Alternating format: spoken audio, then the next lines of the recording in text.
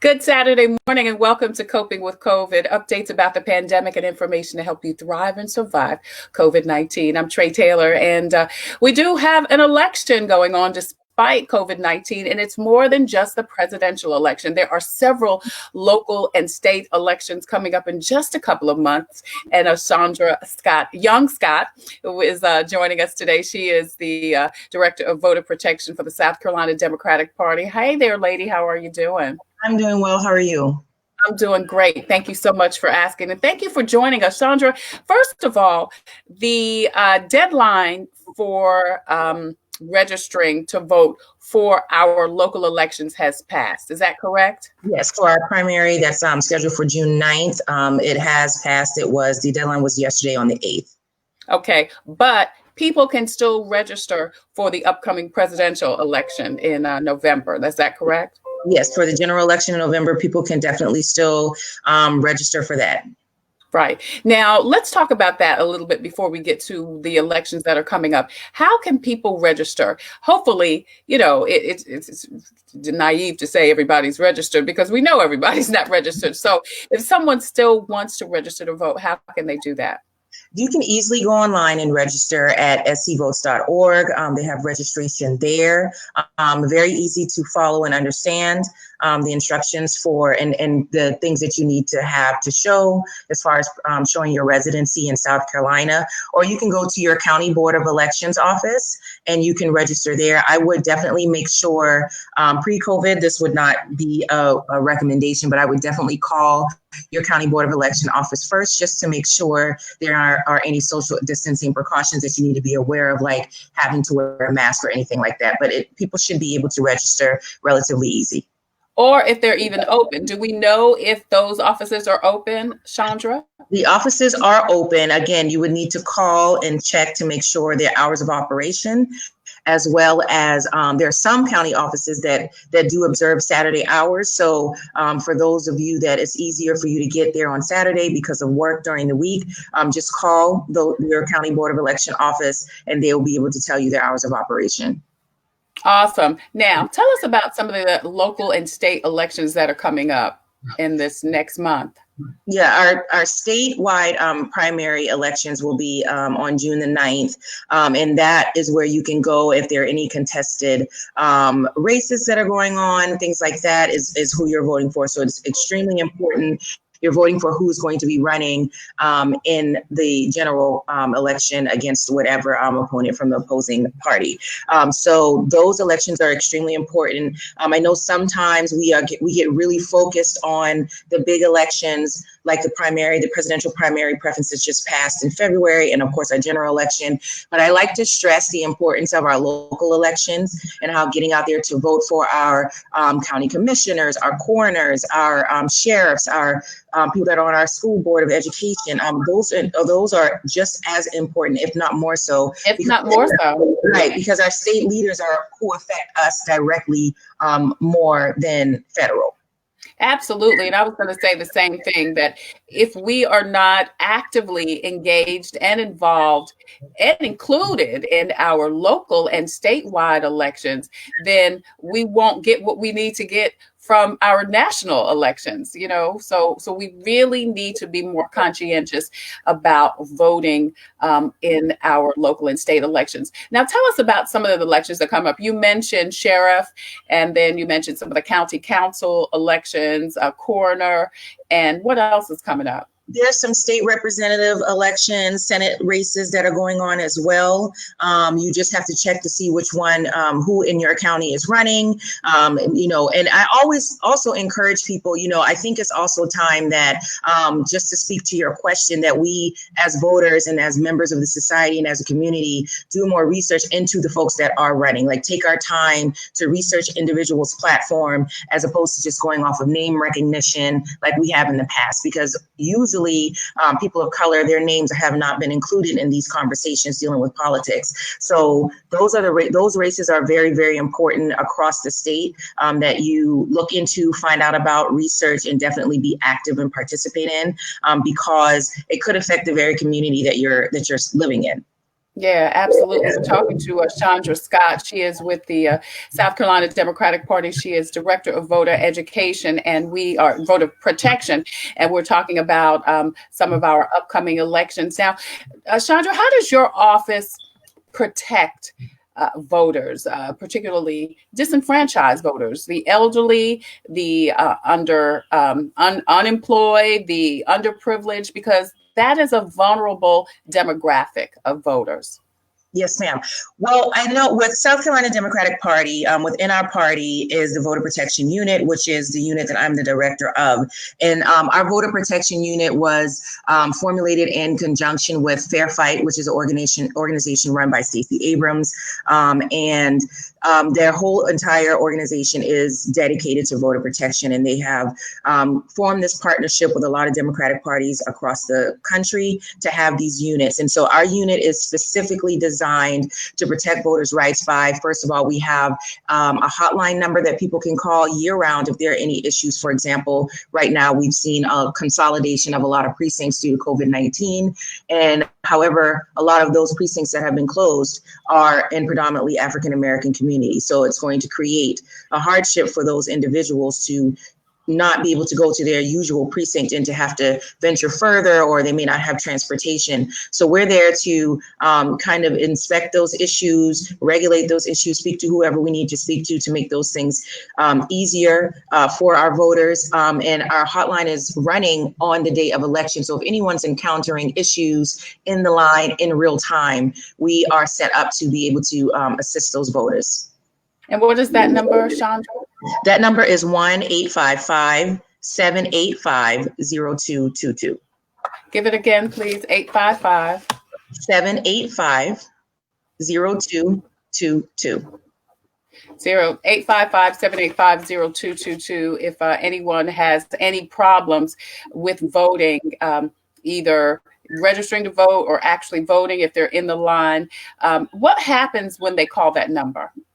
So when they call the number on election day, how we are set up is that we have an entire room of, we have a hotline manager, Ryan Robideau, that works with us, and he will be in charge of staffing our hotline, which we have availability for people to be volunteers. So we're all there. Phone calls are coming in. And what we do is we take those phone calls and we triage them into a computer-based system that we are able to see on a statewide level to be able to log in whatever issues.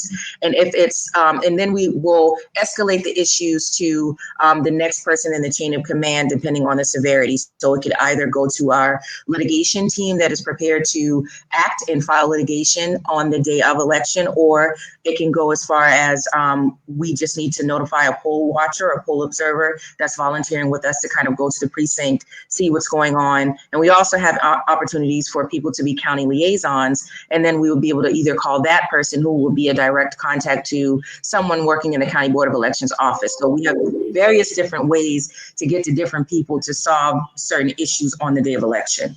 Well, you mentioned that there are opportunities for people to help. Tell us about some of those opportunities.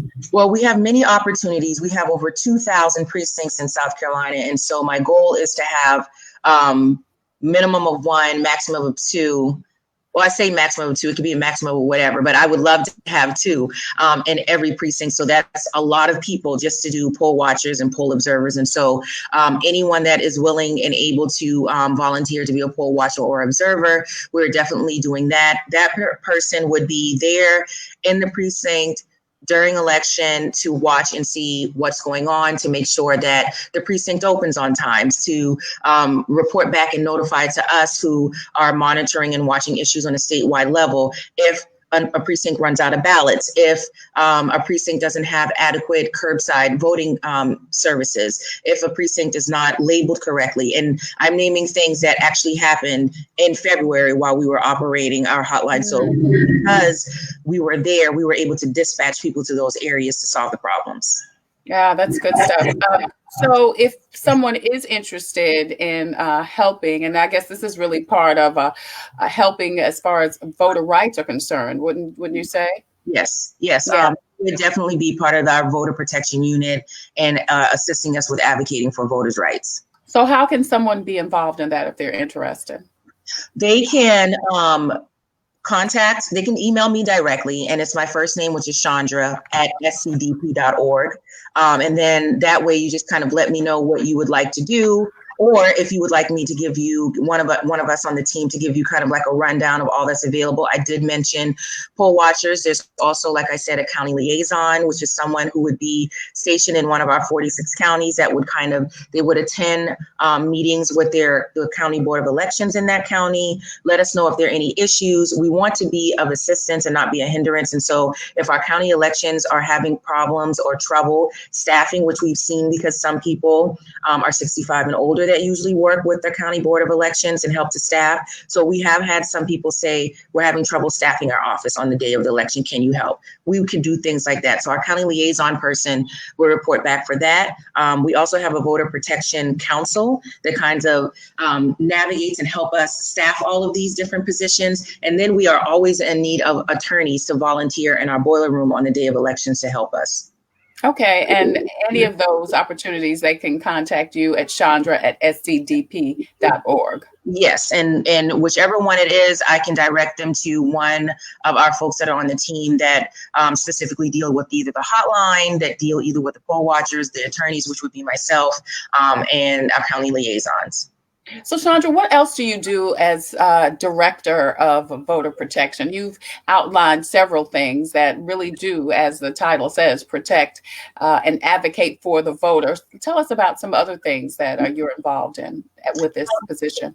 Yeah, one of the main things that, we were looking for is definitely if there's any litigation that we can file that can actually make some type of, long lasting change that have a far reach. That is what we're doing. We actually SCDP is part of a case with the DCCC that was filed, I believe it was April 22nd, or at least that's when the press release came out. To expand the absentee voter exception. And so as of right now, South Carolina is an absentee voter excuse state. So I believe there's either 14 to 15, there's quite a few different excuses that range from being disabled, being 65 and older, so on and so forth, where you can qualify to vote absentee. And so our argument is that the absentee ballot excuse should be expanded to include COVID-19 so that we can make sure that we're protecting voters who are vulnerable to COVID-19 that are 65 and older. And just anyone who wants to shelter in place, they may not want to venture out because they're living with someone who may be high risk. So that's one of the things that we do. And the other thing that I'm really, really passionate about is community education. I feel like as an organization and many organizations, we work really, really hard to bring changes and into different communities for certain issues. But I think we need to go a step further and bring the community into what we're doing. And so I enjoy doing a lot of community education. Now everything is online and virtual. But in the past or before pre-COVID-19, it's been going out into the community to talk with people, let them know, kind of demystify the stigma behind voting and get people more encouraged about it. Yeah, all of that's really good stuff. So if people, again, want more information, can you give your email address again, please, Shaundra? My email address is Shaundra, SHAUNDRA, at scdp.org, and that's as in South Carolina Democratic Party is what it stands for. And of course, like you said, if people have problems while they're in the line with voter discrimination or, just something shady going on, give that phone number again, please. Yes, it's 1-855-785-0222. 855-785-0222. Anything else, Shaundra, we need to know as voters leading up to this June election? Like you said, there are several elections going on in the next couple of weeks, as a matter of fact. Anything else we as voters should know, or citizens of South Carolina? I would definitely pay attention to everything that's going on. This is a very, very important election cycle. Probably one that's going to be long lasting, either positive or consequences, however you want to look at it. And so there are a lot of different tactics going around to confuse voters, trick voters, and things of that nature. If you are encountering anything that seems suspicious, definitely give us a call. We've had a lot of people call to tell us they have received random postcards in the mail saying, if you want to vote absentee, send us your name back on this postcard and we'll get you taken care of. That is not something that we are advocating at all or have any knowledge about. There are people going around saying that, especially to our elderly people or people that are unable to move around, there might be people in the community that you might be used to them coming to you because this is the way they've done things for so long, because there's really been no checks and balances that say, here, go ahead and fill this out. I'll take your ballot in for you. I would advise everyone that if there is an option to where you can have someone else drop your absentee ballot off, but I would make sure you give it to someone who you trust to do that, and not someone who's just collecting things for everyone in the neighborhood or on behalf of a certain campaign. Definitely keep your eyes out for that. And another thing I would do is don't wait until election day to check your stuff. Check and make sure that you are on the rolls to be and registered to vote, that it says it accurately in the system. I can't tell you the number of people that showed up on the day of election, are in line, they have their voter registration card, and they're told, you're not on the list. You're not on our list. And for whatever reason, they were removed. We would call and they would give us the excuse that, we sent a postcard out or a mailing to verify and we never received it, even though the person just voted a couple months before.